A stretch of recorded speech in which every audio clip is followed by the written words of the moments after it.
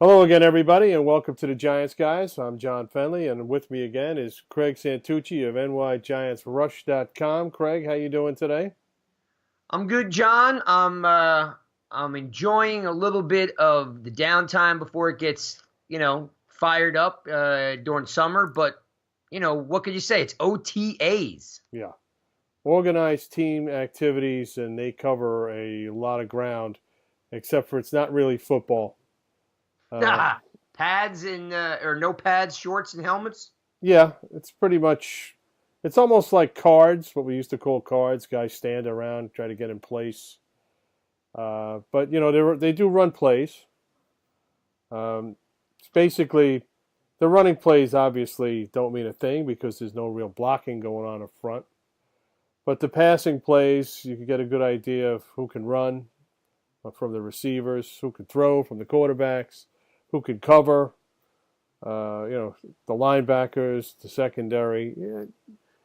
You get a decent idea. You don't get a great idea. So It gets you excited about stuff to come, right? yeah, I guess so. And then, of course, there's interviews. You get to know some of the younger players, guys that are coming back from injuries, guys that have been signed as free agents. So, there's that. I mean, that's about it. People who are clamoring for football, it's the best that we can do right now. So, Agreed. so Agreed. when I get Twitter responses like "Who cares?" or something I write, an article I write, "Who cares?" or "Big deal" or whatever. This is what happens. The editor comes in, sends you a topic, you write an article. That's how it works. Hey, at least you're writing, about some of the things you like to write about. When I was at Bleacher Report, they would give you the most mind-numbing topics and slideshows on the planet. Mm-hmm. So Yeah. consider yourself lucky you don't have to do that. Well, at GiantsWire, we do that. Yeah. We do galleries and stuff, but it depends. It depends on the topic. The 5 players that you feel are going to break out. The other day we did 4 guys that we think they may re-sign, and there wasn't many. I had to dig, and then I got a lot. I got a lot of, negative feedback to that article. I'm like, they gave me 5. I can only find 4 because you don't know with this team who they're going to re-sign and who they're not. Not with the Getty man sitting up top. You never know. No. And I could tell you, if I go to it, the 4 guys that I picked. All right, bring it. It was really, I really had to scrape to get that. All right, I'm listening. 4 players the Giants should sign to an extension this offseason.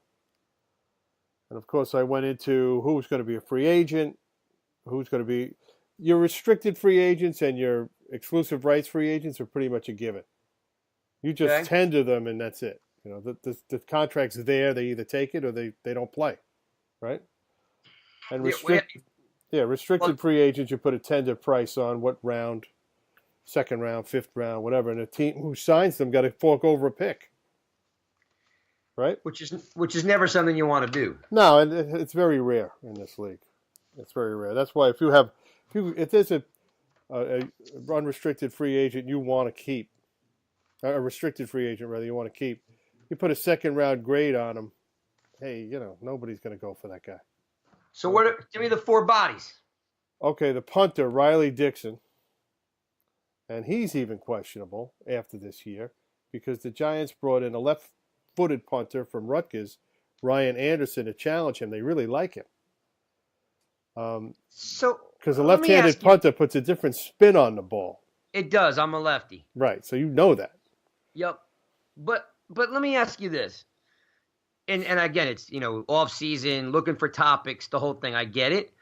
But in your opinion, did Dixon have a good, bad, or an indifferent year last year? Well, compared to the guy Wing before him, he had a Pro Bowl season. No, he was like a top 10 punter. He was like the 10th in the league. Yeah, so it's one of these things like, okay, there's so many holes to fill. Why would they push a guy out like Dixon, who we already know can do the job? Like, sometimes I find they just put their emphasis and their resources in the wrong place. Like, who Yeah. cares? The guy can punt. He's not. If let's say they get rid of Dixon and they keep the kid, the lefty from Rutgers, is he really going to make that much of a difference? No. I mean, at the end of the day, No. so I don't get it. No, and that's to me. Like I said, I was scraping for guys because I know that B.J. Goodson's not getting re-signed. Evan Ingram, we don't know if they're going to exercise his fifth-year option. They may just trade him. They did that to Eli Apple. They could do it to Evan Ingram. Depends on what happens this year. Well, hang on a sec. Wait, hold on a sec. So your first body's Dixon, and that's because they brought the kid in from Rutgers. Who's body number 2? Dalvin Tomlinson. Oh, okay. All right. Sorry. Because you started talking about Goodson. Well, I'm just saying he's one of the guys that people say, whoa, you got to re-sign him. Why? He's one of the guys they don't want. As a matter of fact, I saw some depth charts where Tay Dixon was ahead of him already. You know, it's funny. Man, you always stealing my thunder. Sorry. No, no. I'm just kidding. But yeah, I was just about to say that the report I read yesterday was that Tay Davis was getting a ton of reps. I said Tay Dixon. Tay Davis. Yeah, Davis was getting a ton. Did I say Dixon? I said Dixon, I think. Oh, my bad. I'm okay. I think that it's a sunny Friday in late May. I mean, yeah, come on. We're struggling. Yeah. We're struggling. Yeah. Give me a break. Yeah, we're struggling here. He's getting a ton of reps, and the quote was, "It'll be interesting to see who plays alongside of Ogletree in 2019," which basically says that Davis and Connolly are for whatever reason, you know, you've seen him in only shorts and helmets, but for whatever they're doing right, whether it's playbook or the way they're moving to the ball, that, you know, Goodson could be a bubble guy. If they draft a player, they want him to play. That's the way I look at it. So if we're drafting over an inside linebacker like Goodson, the guy they used to draft over him with, that's the guy they want to win that job. The only difference between it, and again, you know, I'm with you. I said I want to like Goodson, but again, he's nicked all the time. And he is as streaky as it comes. One game he's got 12, 13 tackles. The next game he has 1. So, but Goodson was if I'm not mistaken, I'll look it up, and I apologize if I get this wrong, but I thought Goodson was a 3rd round draft pick. He was a 4th round. Okay, he was a 4th round. Was Connolly also a 4th rounder? Yeah, I think so. Okay, because I was going to say that I don't know if you're going to, if they're equal also in draft status too. You're not really, you know, you're not giving up status there, or you know, maybe if you're a 3rd rounder, the ceiling's higher. I don't know, but to your point, yeah, Goodson could be a bubble guy because Connolly and Davis seem to be, you know, on the good side of getting more snaps. He's going to be a free agent after this year. His rookie contract's up. This is his 4th year, believe it or not. His first 3 years did not go well. So pretty much, you know, he showed them what he has, or what he can do, or what he can't do. Right? And Tomlinson was your second body. And I was kind of hedging on this because they really have been stockpiling interior defensive linemen, which is where he's been playing. If he could show that he could play on the end, and he could rush the passer from the end or play better. He actually didn't play that bad. We gave him a bad rap because he was actually on the field too long every game in the second half. Yeah, well, they tried to get him to spell snacks, and that's not going to happen. That's what Dexter Lawrence is going to do. Yeah. So Dexter Lawrence, John Jenkins, this kid Slayton from Syracuse, McIntosh, they're going to play inside. I think Tomlinson kicks outside, and if he has a good season, which he's got the talent, you know, he's got the talent, they'll give him another contract. I think they'll extend him. He's not very flashy, so he doesn't get a lot of attention paid to him. But again, he's a very solid player. Just he's also maybe playing a little bit out of position, like you mentioned. Yeah, so if they could slide him out to like the right side, the right defensive tackle, in the 3-4, I think he might be able to handle that. All right. Well, let's move on to body number 3. Body number 3. Okay, you're keeping me moving here. Marcus Golden. Okay, he hasn't played it down yet for the Giants. But if he has a big season, they have to re-sign him.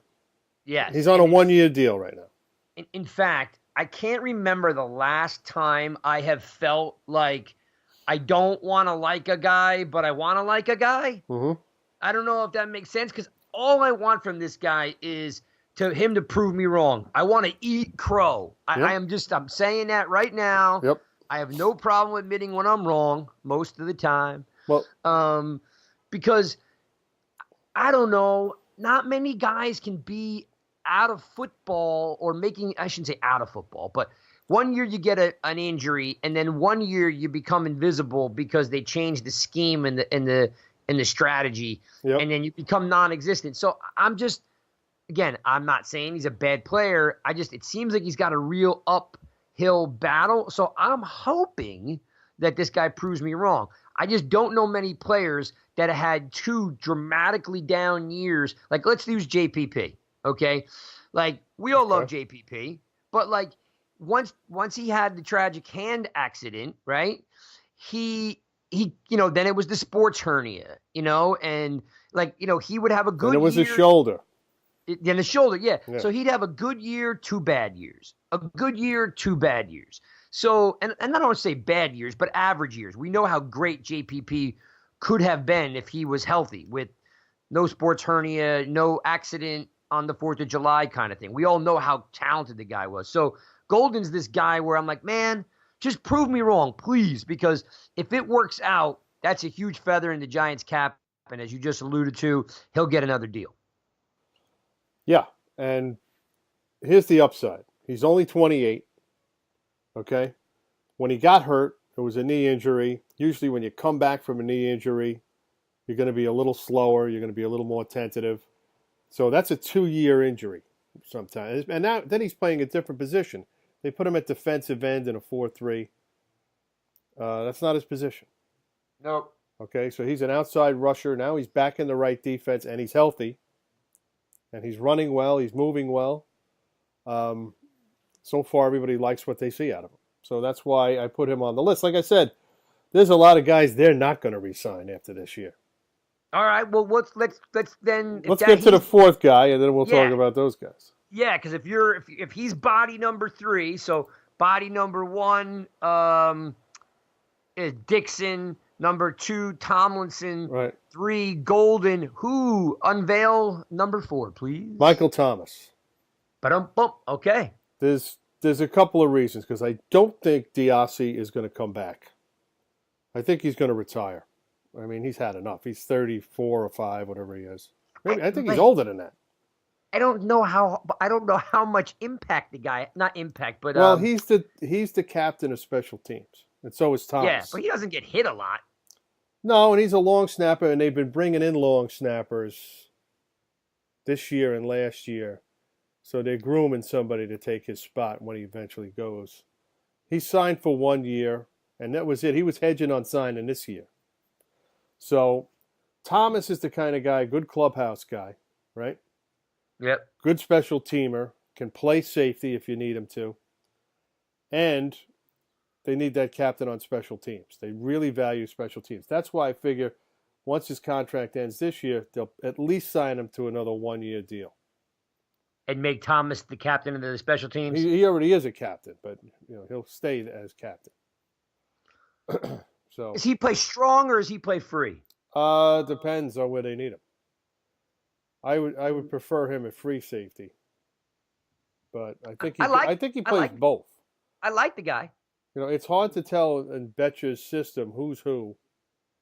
And you won't be able to tell who's who this year with Bethea and Peppers out there, flip-flopping depending on the base or the formation they're in.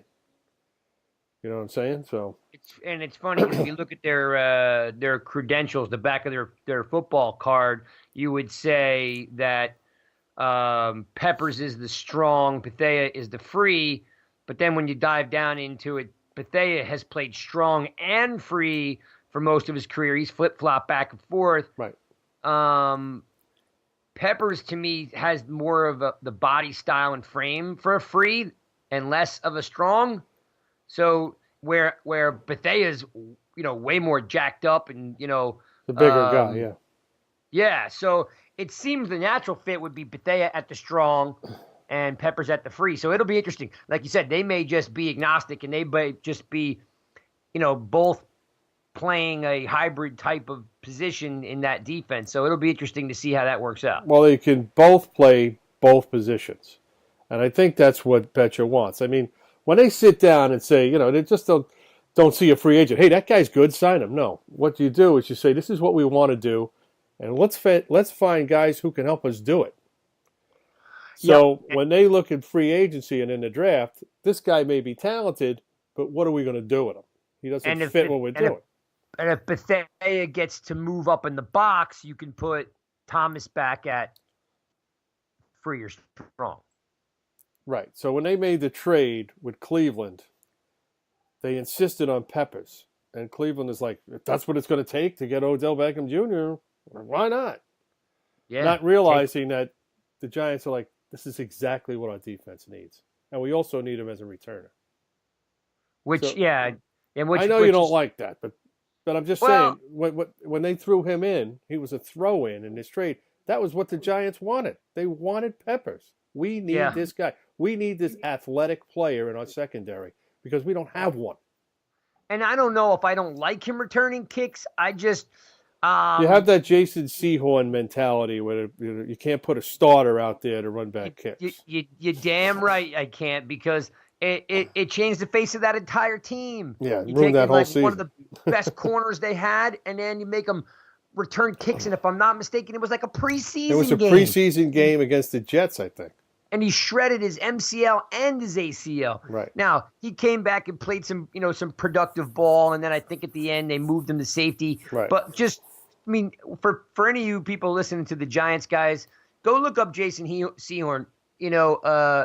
For a good, 3-4 years, he was a stud corner for the Giants, and Jim Fossil let him return kicks in the Giants preseason game, and the poor guy shredded his knee into spaghetti. And, he worked his way back, played corner, and then eventually, if I'm not mistaken, they moved him to safety. But I don't like starters, pivotal starters, vital starters returning kicks. I'm not a big fan of it. So, just to illustrate, how he fell when he went to the Super Bowl against the Ravens. He got toasted several times by, who was that? Brandon Stokely? Stokely was on that team. Yeah, I think it was him. I think he just got burned a few times. He was out at corner, and he wasn't the Jason Sehorn of old before the injury. No, he had great speed, like pickup speed. So he used to catch guys. He used to jump routes. He made a great interception against the Eagles in the playoffs. What, the one he batted like 6 times? Yeah, that's a legendary play. Yes, it is. I just worry that if you lose, like I said, if you lose Peppers, then I don't know. I'm not trying to jinx the guy. But they value special teams. See, that's the thing. If you value special teams, Parcells always said you got to put your best players on the field no matter what. Yep. So, you can have a specialist, that's great, but if you don't, put the best guy you have on it. So that's why, Beckham was out there returning punts every once in a while. It made sense. We need a guy who can make a play. So who can make a play? Well, he can. I thought Coleman did a decent job. So, but anyway, not to get sidetracked. There's your big 4 bodies to It's not a big story. I got a lot of heat for it, and I was like, you come up with 4. That was the assignment I got. It was supposed to be 5. I ended up being 4 because I couldn't think of a 5th. I looked up and down the roster. I'm like, who do they want to sign? Eli Manning? No. Some of these other guys, if you look at who's the impending free agents, Cody Latimer is going to be a free agent again. Okay, maybe. Yeah. But, they got 15 wide receivers on this team now. All at the same level. All B-level guys.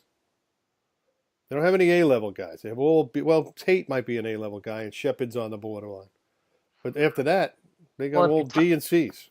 if your tight end hangs on to the ball, he could be an A guy. Yes, I agree.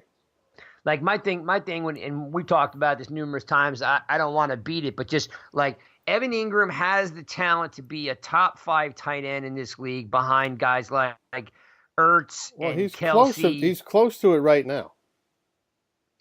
I don't see it because if you look at his numbers, you'll see. I know, but 800. But right now, if you told me I could pencil him in for 600 yards and 5 touchdowns, that's not Zach Ertz. That's not Kelsey. Well, that's not what's his name from San Francisco, Kittle. Let's be fair. Watch a Chiefs game, watch an Eagles game. First series of the game, those guys get their hands on the ball. With Ingram, they wait till the fourth quarter before they start throwing the ball to him. Yeah, and that's usually because we're playing from behind. Yeah, so if you put him in the offense first series, that changes the defensive outlook. So that would lead me to ask you why. Maybe it's because they don't trust him. True. I don't know how they use the tight end in this offense. Ellison gets his hands on the ball a lot, and Ingram is kind of he's kind of that square peg in a round hole. They don't want to line him up as a traditional tight end. They don't want to put him in the slot. So sometimes they just have to design a play for him. So here's another guy. You need a play. Who's a playmaker? Put the ball in his hands. Why aren't we doing that right away? Well, yeah, if we're not, and that's also always been a problem with me since Shockey. Like, okay, if it ain't broke, don't fix it. Throw the ball. If he catches it and he runs, give it to him again. Mm-hmm. Because like we learned from 15 years of watching Jason Witten beat the Giants like he was invisible. Like, throw to Witten. Hey, it worked. What do? We throw to Witten again. Hey, when that works, what do? We throw to Witten again. Like, we'll run a play to Ingram and it works, and then we won't go back to it for the entire game. Right. That's why I always said, right now we have a player in Red Ellison that in the flat is great, and he runs with the ball. He's an efficient player. Yes. So if you have a play that they seem like they only run it with Ellison, right? It seems like his play.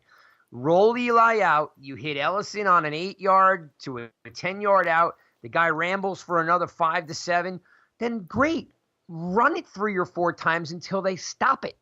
Why do you think guys like Kelsey, Ertz, Witten, these guys have 8 to 10 catches and 12 to 13 targets? Because they're included in the offensive playbook. Yeah. So if you got Ingram, I don't know what Shula's doing. Shula makes the offensive play, the scheme, and then Shermer implements it. But throw the kid the ball. Like, maybe if you throw to him more, he'll get his confidence back and he'll catch more. Yeah, they need to get what they call blood in your mouth with him right away. Yep. They got to get him into the offense. That'll do a couple of things. That'll get him ready. Okay, that'll loosen things up also. Defenses will say, "Uh-oh, they're going to give him the ball now." If he's going to get the ball, we have to he's so fast. Once he gets past the line of scrimmage, he's a 6'3", 250-pound kid who's fast. He runs a 4.45 40. Okay? The thing is, if he has any momentum, he's going to be tough to bring down, or he could just run right past us. Exactly. And that's why... And why they hadn't used him, it was a mystery. Oh, he dropped the ball. So what? You're going to lose anyway. Throw the ball to him. Exactly. Because how are you going to get him back in the game if you don't throw him the ball? Because when you do throw him the ball right now, which is 1, 2, maybe 3 times a game, he's dropping it. I'm talking about get him into space. Last year wasn't a big drop year for him. His rookie year, he was a dropper.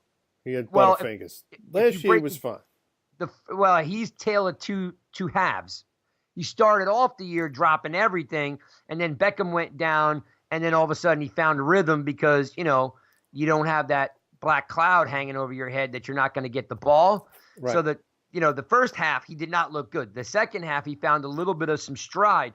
But you can't tell me a first-round draft pick, tight end, in this league is going to be penciled in for 400 to 500 yards and 4 touchdowns. That's not good enough. No. You watch this kid Hawkinson, okay, for Detroit. They're going to throw to him the ball like the first play from scrimmage, and that kid's going to have. He's going to carry that offense on his back. Yep, and he's going to have 900 yards receiving, and he's going to have 8 touchdowns. Like, there's no reason why Evan Ingram doesn't have that type of inclusion in the offense. True. I mean, if he was on another team, imagine if he was on New England or Green Bay. What they would do with him, yeah. They would make a weapon out of him. Instead, the Giants, he's an afterthought with the Giants. You know, Rodgers would hit him 7-8 times a game. Yeah. Brady would hit him 7-8 times a game. Oh, you know who he'd be a perfect fit for New Orleans. You know, so did they set? I have to look it up. I think no, I'm just saying that they signed Jared Cook, but New Orleans, but still, they could have traded him to New Orleans. But I don't think Breeze likes they wanted to trade him. Breeze is always like that athletic tight end. Yep. I mean, basically any team with a Hall of Fame quarterback would make something out of this guy. And the Giants have a Hall of Fame quarterback, but instead, they'd rather throw the ball and do something stupid with it. I'm not about to go into a big whole Eli rant, but man, when you really look at the Giants, their offensive coordinators have sucked throughout history. Yep. I mean, Ron Earhart, Kevin Gilbride, McAdoo, Shula. No offense, but Ron Earhart, you got to give him a break because he was under Parcells, who took the air out of the football. Let's score 17 points and sit on the ball and let the defense win the game. That's what Parcells used to do. Earhart was probably sitting there saying, I got Sims. You drafted this guy in the first round, rather. Let him throw. Why can't we throw the ball? And Sims always said that, too. He would just sit there and say, he'd have 14 attempts on a November game at the Meadowlands. He'd be 10 for 14 for 106 yards and a touchdown. And people say, wow, he sucks. Well, if he like Sims told me, he said, he came out for the Super Bowl in Pasadena. He was whipping the ball all over the place in warm-ups. And I said to him, wow. I said, you really look good that day. He says, anybody can play in warm weather. He said, if I was in Miami instead of Dan Marino, he said, I'd have 50,000 yards too. He said, you just throw, it's very comfortable to throw the ball. You play in the Meadowlands, you got to put your hands in your pants in September games. It's so cold sometimes. Yeah, sure. Yeah. I always go back and it's a yin and a yang, but you got to admit, once Parcells was gone, it's been a string of mediocre coaches, and the offensive coordinators have just sucked. I mean, I'm just sorry. You look at these guys who are just so dynamic with the offense, and they never give up. And I'm fine with ground and pound. Kevin Gilbride, when he got things going, when he had the right people, wasn't bad at all. I thought he was pretty good. And they call him Kill Drive, but yes. Well, because he would call a clunker of a play in the middle of a series at the wrong time. So I'm gonna tell you something you and I talked about years ago, and this is for the Giant guys, fans. I want you to hear what I'm about to tell you, because this is why I will never support Kevin Gilbride as a good offensive coordinator. Okay, he had an offensive system that the wide receiver was allowed to determine the break in or out depending on where the corner or the safety were playing them. So when you go back and kill Eli for 20, 25 interceptions a game, I'm not making this up.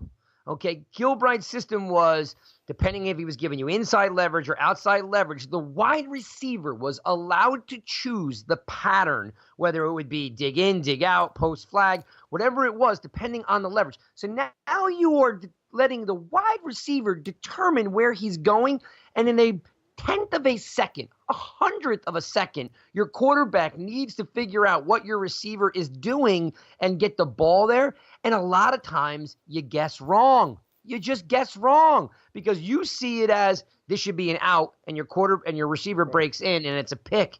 Like, it's an asinine system. Yeah. You have to have a play. This is what you are running. Here is the route tree. Here's your out and up, your slant, your post flag, whatever it is, your drag, your dig, your curl, whatever it is. You can't let a wide receiver determine what he's going to run at the top of the route.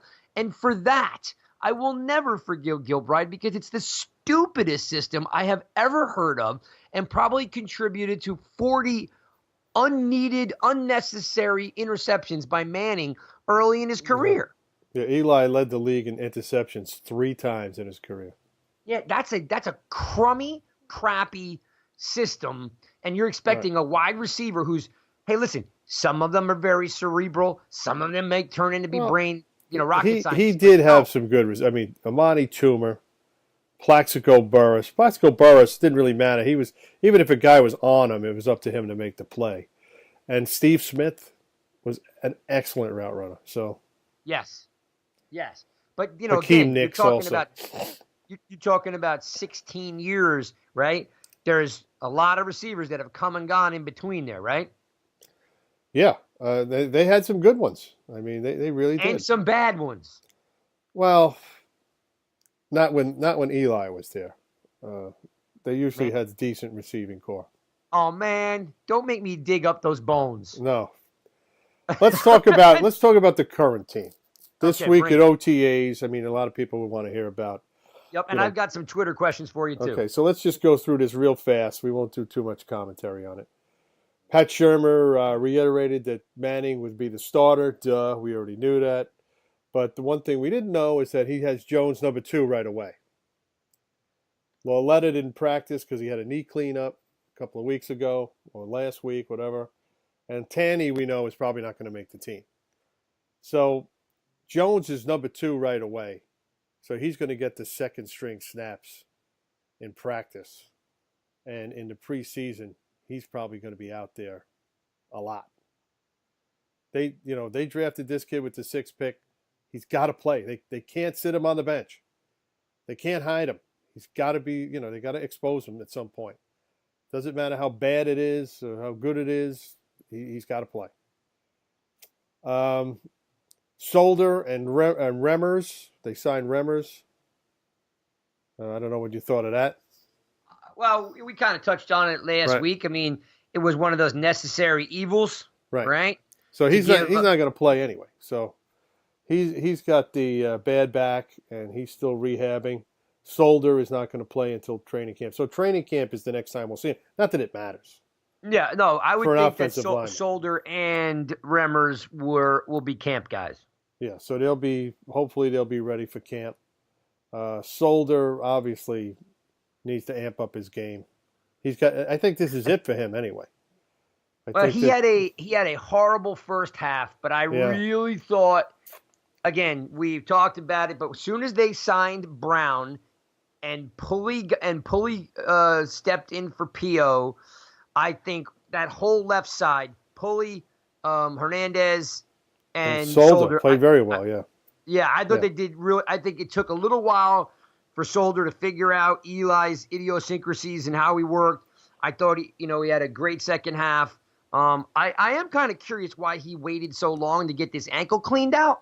It just seems kind of counterproductive to wait till May. Yeah, it's just one of those things where the doctor said, well, you can play with it, and then they let him play with it, and then all of a sudden they're just like, just get it done. So that's what happened, and him and Remmers are going to sit.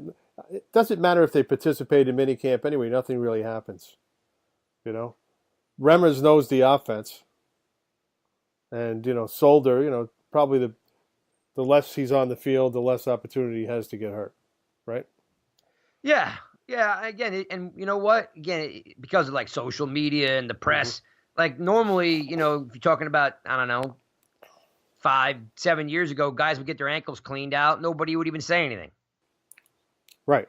It would not. We wouldn't even know. Right. Exactly. It would not be news. Yeah. Unless they missed a game, unless it was during the season, you wouldn't know about it. Yeah. So I think Solder will be fine. And again, I wish he had done it earlier, but he'll be fine. And I really have a lot of hope for, the offensive line this year, because it might be one of the better lines they've had in, the last 5-6 years. Which would not be hard to do. It would not Yeah, be that hard too. to beat those guys. All right, next topic. Sam Beal. He opened the OTAs as the starter opposite of Janoris Jenkins. And there's a couple of reasons for that. One of the reasons is it's his job to lose, first of all. He was on the roster coming into this off season. And Julian Love was late or wasn't 100%. And DeAndre Baker, I think, didn't show up the first day. I think he had some travel issues. I'm not sure. Or maybe he was late also. I can't remember. Yeah, I think the travel issues were Dexter Lawrence. Yeah, him, Tomlinson, some of these guys who are coming in from down south where they're having all those tornadoes and all that wet weather, they couldn't get out. So I wouldn't read too much into Beal getting first team reps. He's looking pretty good. Yep. Everybody's been clamoring about the batted down and pass, pick the peppers. That's great. That's great news. But Baker, they've traded 3 picks to get him. And in my eyes, he's going to be the starter. You don't trade 3 draft picks for a guy and then let him watch. No, but I would think that, and maybe, like I said, if Beal's playing that well, right? Then maybe Baker goes to the nickel, because or Beal goes to the nickel. Well, let me stop you right there. Dan Duggan, who works for The Athletic now, we both know him. I like Dan. Yep. And he put up a stat today that only 28% of the snaps in the NFL does a team use their base defense. So that means you're going into packages, right? 72% of the snaps, which means you have 5 defensive backs or more on the field. So the Giants, obviously, the clairvoyant that Dave Gettleman is, is loading up on the secondary. He's just got so many guys. They want to have a very strong back end of the defense. So to me, when people talk about the 3-4, it's basically a 3-2 or 3-3-5 or 3-2-6. You're going to be looking at a lot this year because that's their strength now.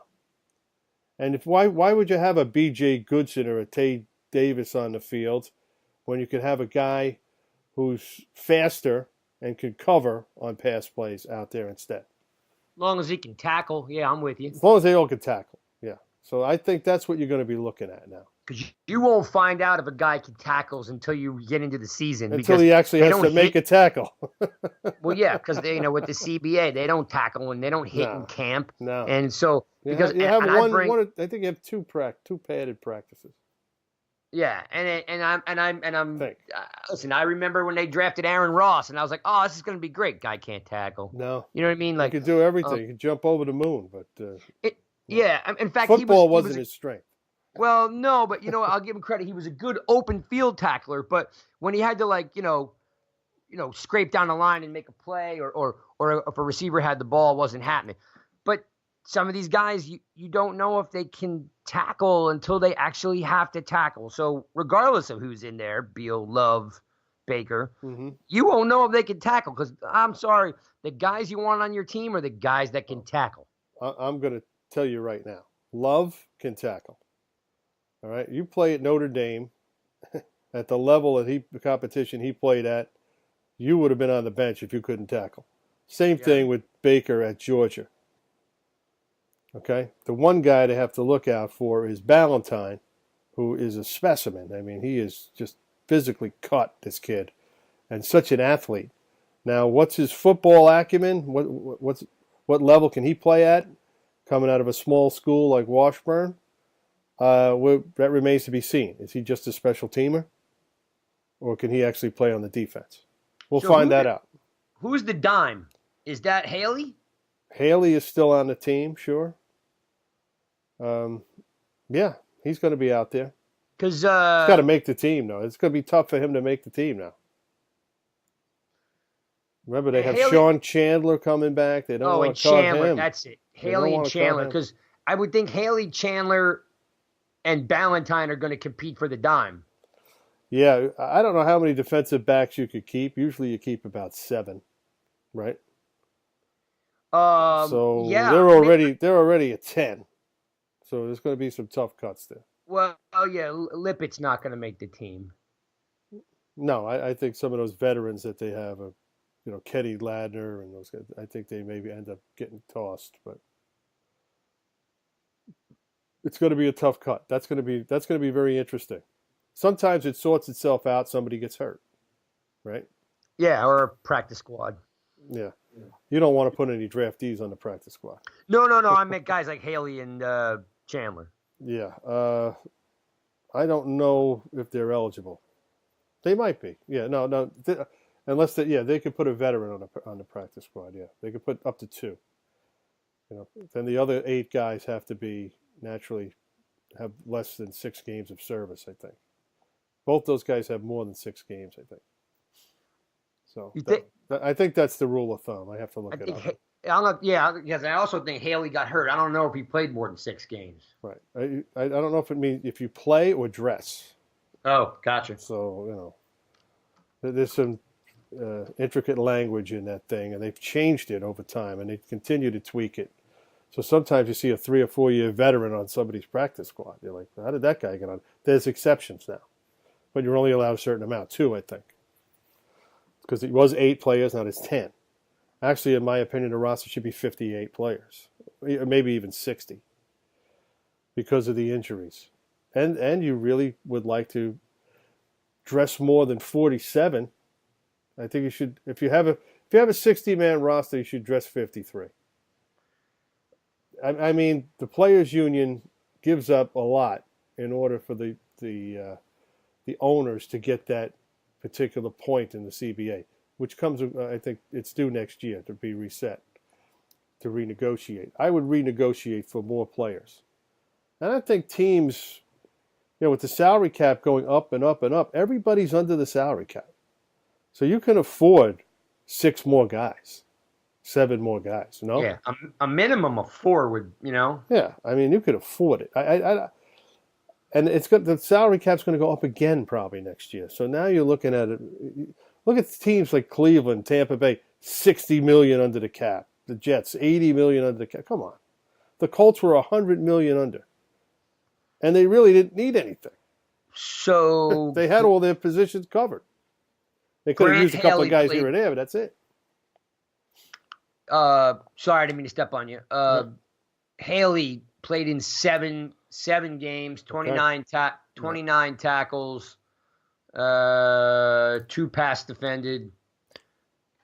So he, right. I mean, he was in. He got playing time. Right. So he's not really eligible as a non-veteran. You know what I'm saying? Yeah. So he's already got a vested year there, as they say. I believe that's 6 games. Like I said, that was last year. They could have changed it. I haven't read up on it. I'm just talking off the top of my head from what I knew of practice squad, because there's always exceptions where you see a guy on there and say, how did he get on the practice squad? Chandler, I don't know if he played 6 games or not. I thought he was dressed for, he probably played less. Did you look him up? I'm looking Chandler up now. Yeah. Because he's the Temple kid. Right, and they really like him. So, when they go out of their way to sign a guy like they did with this Eric Dungy and the C.J. Conrad, when they seek these guys out, they want to keep them. They really have to wash out for the Giants to give up on them. So let's see here. Chandler. They got stats on Chandler, showing Chandler, Comer, UDA. Why can't I find any? Let me try this one. Because he wasn't in camp, was he? Sure. He made the team out of camp, I believe. I believe he did. 16 tackles, 1 sack, 1 pass deflected. Professional. Trying to see Jersey kid. He played 6 games. No, he played And then 5 games. He dressed for so 5 games, all in December. and he might still be. Yeah, he's practice squad eligible. Where Haley's already Haley's lost that. yeah, He's a vested. vested veteran now. So that's how that goes, as far as I can remember. I know All our right. listeners are saying, "How come you don't know?" But I can't know everything. No, Especially well, practice squad, where a lot of people don't even care. They put a guy in the practice squad on Tuesday. By Friday, he's gone. You know, they change him for somebody else. Depends on what you need that week. Guys don't sit on the practice squad for long anyway. So you want these Twitter questions? Rapid fire them at you. well, let me just go through a few other points here, real quick. Yeah, okay, we'll spend 2 minutes on each. Corey Coleman is the number 3 receiver as OTAs open. Take that for what it's worth. Like they said, they want him to have an opportunity to become the receiver that he should have been coming out of Baylor, right? Yeah. Let's see what he could do. Paul Perkins is back to 100%. Oh, A lot of stop. people did not think he was still on the team. And the Giants have a ton of depth at running back now that they signed Rod Smith from Dallas. They have Goldman. Of course, they have Barkley. Why? If you have Barkley, why would you give the ball to somebody else? But now Perkins, if he can fulfill his promise, Stop. who knows? Well, he had a torn pec. Okay, so there's nothing wrong with his legs. He wasn't any good before he tore the pec. Okay, and that was in a different offense. He's too slow. Okay, you like him? You don't like him? I'm just saying he's going to get a chance. It's not that I don't like him. It's just having watched the small sample that he delivered, it was easy to see he could not get past the offensive line. No elite burst through the line. It was just apparent he was constantly caught in the backfield or at the line. Very easy to bring down. He just that's why he was a 7th round draft pick or wherever he went. He was a late rounder, yeah. Yeah, he just doesn't have that. Even guys like Bradshaw were so slashy types of runners, they can find the holes. Or Barber was a patient guy. It's not really about his size. He just doesn't have that flash, that burst. He doesn't. Right. When you're in NFL, like I said, he's in his last year of his contract. They're going to give him a shot. Now he may make it, he may not. You know what? I'm going to give you an outside dark horse that they give him a job. Okay. Front office, kind of they like him. He's a good cat. The same thing they did with Charles Way. They realized he was a good community guy, good guy, smart, UCLA guy. Mm-hmm. I could see them giving the kid a job. Unless he thinks he could play somewhere else. I don't know. Which is a possibility. Yeah. All right, let's get to the Twitter questions. All right. I'll hit them up to you, and I'll let you rapid fire some answers.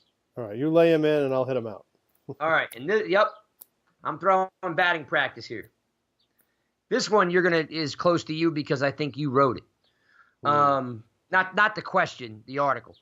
Is in capital letters Shermer one of the worst coaches in the NFL with a career record of 14-34?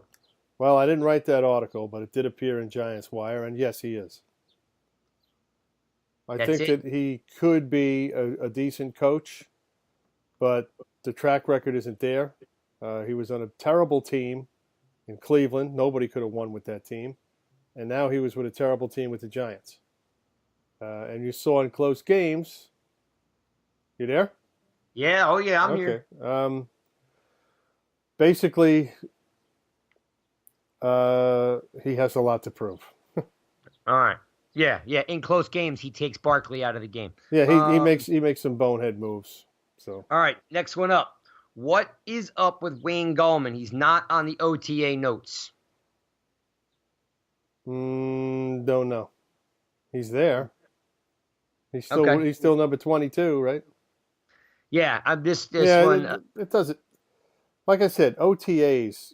A guy could be held out for one reason or another, and they won't tell you. Okay. He could just be getting 2 or 3 snaps here or there because they want to see somebody else. Like I said, Okay. Perkins is back. So Okay. A rookie, in quotes, Dexter Lawrence, not at OTAs. What is he doing that's more important? well, he's there. I mean, he's just can't get here. Um, First of all, and then there's also agents that are telling these guys aren't signed. The first 4 draft picks are not signed. So a lot of times, we've already seen some guys in the league get hurt at OTAs. They may want a contract first before they do that. But I thought Lawrence was there. He just missed the first one. Yeah, he's there on the second day, missed the Yeah, first day, and right. I had a Twitter. I tweeted a couple things that I'm old school. I remember when Shockey got drafted, and they finalized his deal or whatever late. He didn't want to miss a practice. He had a lot of pride and a lot that he wanted to prove that he deserved to be a first round pick. Right. He paid for a limo from Miami to New York, slept in the limo, and then got to practice. They patted him up, and then he went to eat lunch, and Brandon Short asked him to sing, and this guy had been basically sleeping in the back of a car for the last day, and he fought Brandon Short because he wouldn't sing after being at the facility for a couple hours, and that was the start of the love affair with the Giants fans and Shockey. So for me, if you can't get out of town, you find another way. Right. Yeah. It's a little different. Yeah, I know. What's going on down south and the Midwest? It's tough to travel. Next one. What's the news on Lawrence's foot? Is it healthy? Is he healthy? Has there been any, sides? What's the word I'm looking for? When they kind of digress a little bit. Has he had any relapses? Relapse. That's He the had a word. screw in his says, foot. what's the news on his foot? He's got a screw in his foot. I think it's still there, or screws in his foot, and that's not a good thing when you have a big guy like that who had a fracture in his foot that had to be repaired by a screw. But he's healthy. I mean, he's good to go.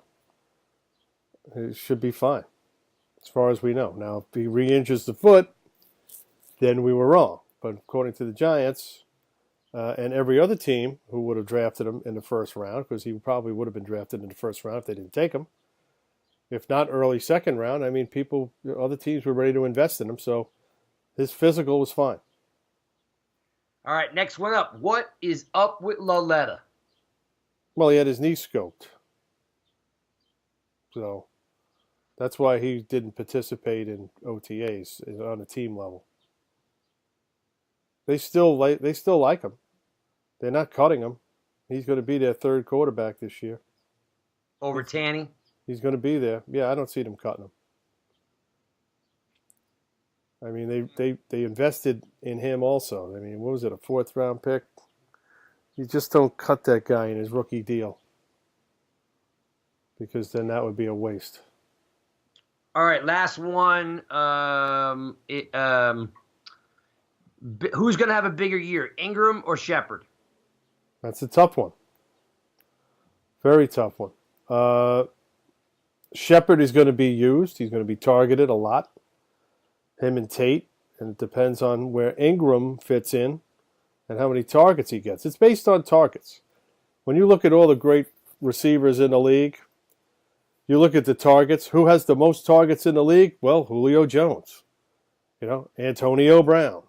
Odell Beckham Jr. The reason why they have all those catches and yards, they get the ball thrown to him. So if you don't throw Ingram the ball, he can't have the same numbers as Shepard. Plain and simple. And I also probably think Shepard and Tate are going to split a lot of balls too. Yeah, and I think these guys are going to be swapped around the offense. And again, we still don't know how they're going to use Ingram. So if they use him as a slot receiver, he's going to make some big plays. If they use him as an inline tight end, we're going to ask him to do some blocking. Maybe not. So that's the bottom line with him.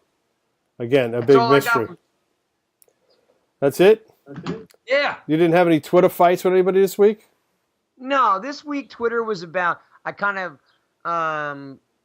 saw someone had a picture of, that they, photoshopped up the Giants with blue pants and blue jerseys. Oh, yeah. And I was thinking, well, it's a new year. The Getty man is cleaning house and we're all about change and rebuild and blah, blah, blah.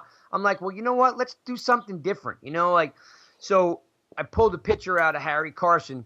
The 1976 to 1977 uniforms have never been revisited, and they're super cool. Then I sent you the Brad Van Pelt one. Right? Yes, you did. Yeah, okay. You had the Van Pelt one. I had the Carson one. Actually, I think you sent me a Jennings one, too. Jennings and Doug Coder was the other one. Yeah. So, I don't know. I just, I'm not saying it has to be like the big, wide 1970s striped tube sock type of look, but right. the dark pants, the white jerseys with the red stripes, I think it looks cool. Why not? It beats those monotone red jerseys that they got their doors blown off with every time they put them on. Yeah. They switched back to their uniforms of the 50s and 60s, early 60s, when they had the gray pants. So the gray pants, they're going to wear white pants during some home games. The color rush games. I think so, yeah. And they're going to go back to the Giants on the logo on the helmet for at least one game, which is what they do. But, the 80s look. To me, the blue pants and the blue jersey, I don't think they'll do that. No, but I was more about, and that was somebody who photoshopped that up. I would love that 1976-77 look, which is just the blue pants and the white jersey. As long as you don't get the 76-77 result. Because that would be disastrous. What do you mean? We've had the 1976-77 results for the last 6 years. Yeah, that's true. Oh, man. What a terrible... Oh, my God. You just made me nauseous. Sorry, man. Sorry. Awful. I just don't want to see red. They've had white pants through the 80s. They moved into the gray pants. I'm fine with that. I just, maybe one game a year, give me those 76, 77 jerseys and pants, the blue pants. They have not revisited blue pants since 1977. No, they have not. They have not worn those. And you know what? I think they look too much like the Buffalo Bills back then. That's why they took them away. I guess. If you remember the Buffalo Bills uniforms of the 70s with the blue pants and the same, almost the same jersey design as the Giants. They almost looked like the same. Yep, they had the white helmets though. Right. That was the big difference. And Buffalo made the playoffs a few times. The Giants did.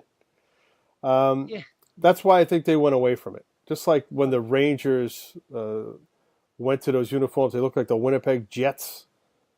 Remember those in the 70s with the patch? Yep. Those ridiculous uniforms. They went away from their traditional uniforms and went to that. That was nauseating too. Yeah, I don't, think the blue on blue would ever be a move for the Giants. But again, if you go look back at those 70s, I don't like the solid color rush uniforms. Like when the Jets wear all green. No. When the Eagles wear all black. I like the white on white. When the Saints wear all black. Those are disgusting. The white on white looks great. Yeah, I don't like any uniform that's all black, by the way. So, the Ravens do it. Saints do it. Eagles do it. Well, the Eagles is technically called midnight green. I thought it was black, no? The helmet is midnight green. Oh, yeah. I'm talking about the uniform, though. The rest of it, yeah. You know what? I want to look that up. Because I don't know if they go full black on black.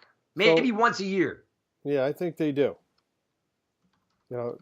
Just stick with your, like the Packers don't really alter their uniform unless they have a throwback.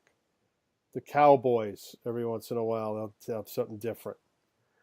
You know, some of these teams, the Bears sometimes they wear orange jerseys, right? Yeah, you're right. And the Eagles have the black on black. It's disgusting. The Ravens are terrible. Jacksonville, terrible when they wear all black. I hate it. They don't look like professionals. Again, the all white I like. The all white for who? The Giants? Yeah. Because their color rush is all white. Yeah. So I'm okay with that. But I think like instead of You're talking about when they wear the uniforms from the 80s. The 2018 color rush jerseys and pants are the 80s pants, white with the red and blue stripe, and then the white jersey to match. White socks, though. The Giants never wear white socks. Right. They always have a colored sock. Right. So the color rush is all white. White sock, white pant, white jersey. That's fine. Otherwise, when they wear anything else, they always wear a colored sock. Blue. Blue or red? Red on the road, blue at home. And like the red jerseys, I think they won the first time they made them. They won the first game, and then I think they lost like 3 or 4 in a row. Yeah, I don't like the red. They were wearing those in the 40s and 50s. I don't even know if they wore them in the 50s. But then they stopped wearing them. Yeah, the red was a small window, but I don't know. I'm just, again, like to see the blue pants. The people that went to games back then don't even remember that. You go around the stadium. Do you remember the Giants wearing a red jersey? Were you at a game in the 50s? What was it going to be, like 200 people out of 76,000 that were there? I mean, that's even way before me. The first game I ever went to was in 67. All right? And I'm closing in on 60. So if you wanted to see a game in the 50s, you got to be in your 70s. Right? Let's see if they have a year attached to it. Because those jerseys, I think they were like a small, like, I don't really think they wore them like two years. Maybe like, and then they brought them back, but it was definitely, like you said, in the 40s and 50s. Right. And you couldn't tell unless they had a color photograph. If you had a black and white photograph, you couldn't tell if they were red or blue. So yeah, didn't even think about that. We don't even have a lot of color photographs from the 40s. So you have to think about that. Yeah, so, not that it matters much to me. I mean, you're hung up on the uniform. I really don't care. But I don't like color rush anyway. I think it's stupid. I just wanted something different. That's all. If you're giving me a new team, new look, and everything, you know what? Give me something new. Like the Jets? No, not that far. No, I'm. Like they're going to be all black too now. It's the green helmets and black jerseys and pants. They're going to look silly. Yeah, that's not going to make them any better. No. So. They want to sell jerseys. I get it, but I'm not buying any jerseys anyway. That's all I got. I have a thing about grown men walking around with football jerseys on. It's funny you say that. Yeah. Like, I guess because I wore a jersey for a long time, I don't own any. Yeah. Like I'll do I do like the fitted caps. Maybe a hoodie. Hoodie sweatshirt. But I don't do the jerseys. I buy them from my kids and stuff like that. They love them.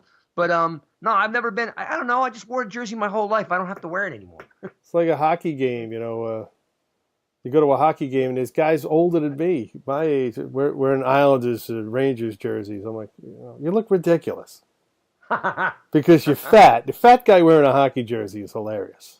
Yeah, because it's got that sweater kind of look. Yeah, so I'm not overweight anymore, and neither is my brother. But my brother wears a hockey jersey. He'll wear, because the kids will wear it. But, I'll just wear the hat. If I go to a Ranger game, I wear a Ranger hat, with my son. If I go with my brother, my nephew's Islanders game, I'll wear an Islanders hat. Because I really don't care who wins. Hockey's done. There's 58 teams in the league. Who cares? Yeah. Like Warner Wolf says, they play 82 games to eliminate 5 teams. And then it's a big tournament, and anybody can win, as we just seen. I think it's Boston and St. Louis, and neither one of those teams were really that good this year. And they're playing for the Stanley Cup. So that's all I got. Till next week. Yep. I'm right with you. OTAs are going to be going on. Then the first weekend in June, I believe, will be mandatory mini camp. So that'll be fun. And all your players should be signed by then. Yes. We should get guys in. Now the thing is people say, well, a guy's going to hold out a rookie. No, rookies can't hold out. They already know how much money they're going to get. All you want to know is how much guaranteed money you're going to get. First rounders, everybody's guaranteed. Okay? I don't know if Baker, since he's 30th near the end of the round, will get fully guaranteed. But Lawrence and Jones are going to get guaranteed money. Everything's going to be guaranteed. Now it's just a matter of how much. And you can see the window that they're allotted because there's a salary cap, a rookie salary cap. How much players each sign. As they each sign, it's like dominoes.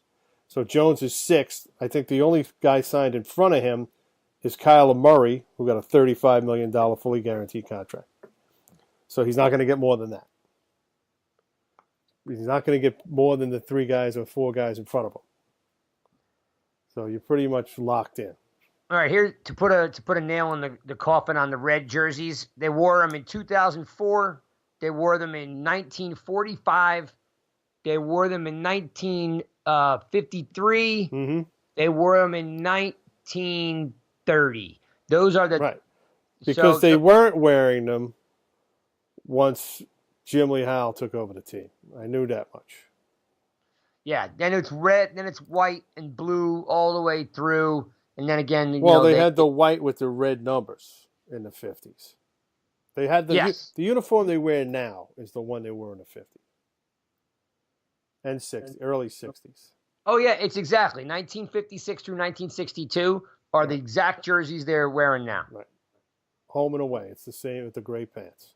Yep. So just to put a nail in that, I had to figure out the year. Right. So that's what you're looking at today.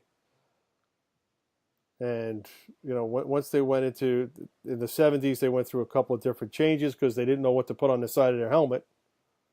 Should they put New York? Should they put New Jersey? They were playing in Connecticut for a year. 1975, they had like a double thing NY on their helmet. They changed that. They got rid of that after a year or two. Then they just went to Giants when they got to Jersey just to solve all the controversy. They're playing in New Jersey, but they're technically the Giants, blah, blah, blah. So, you know the story. I'm lobbying for blue pants.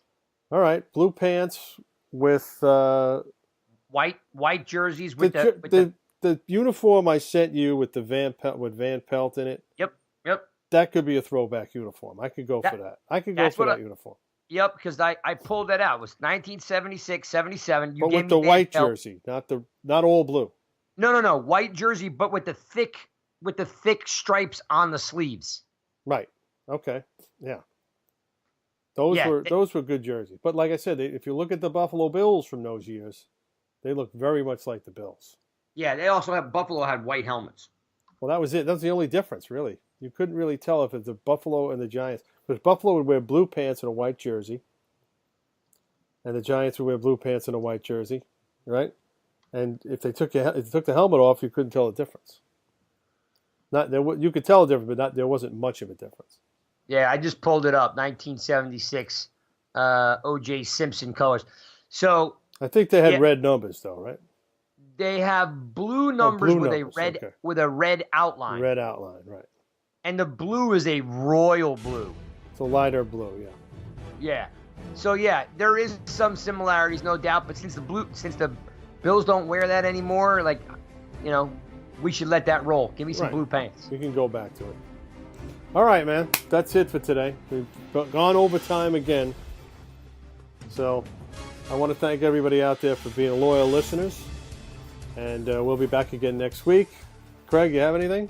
No, just check out nygiantsrush.com for updated content and all sorts of blog news. And, it's slow. So you get a little bit of dribs and drabs here and there when we get stuff. Always active on Twitter at nygiantsrush. And otherwise, the Giants guys will reconnect with you guys next week. All right. Have a good week, everybody.